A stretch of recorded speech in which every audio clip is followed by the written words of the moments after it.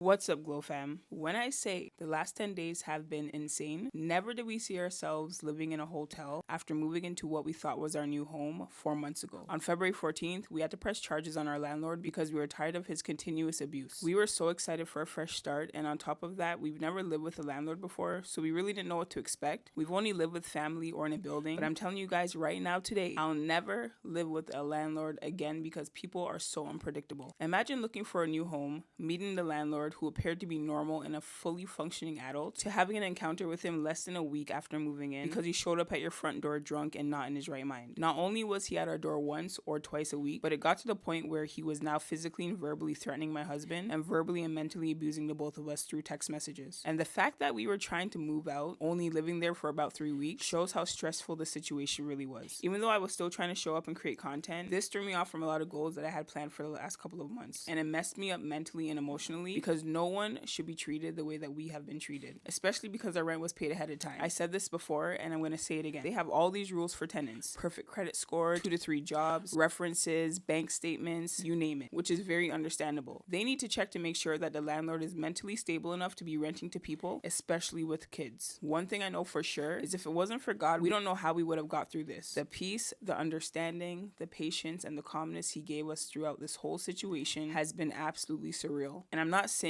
we didn't feel stressed, anxious, scared, or this didn't mess with our mental health, because it did big time. What I'm saying is, even though we feel those things, because we knew God was by our side, we felt protected and safe regardless of the situation we were in. This has not been an easy journey, guys, and as much as I never spoke about it, this is what we've been going through, and this is our raw life. Living in a hotel, escaping an abusive landlord, and having to go through numerous hoops and hurdles just to make sure our family is safe. Us living in a hotel may look crazy right now, but at the end of the day, God has the final say, and everything is going to work in our favor. Please stay tuned for the next video because it gets crazier from here.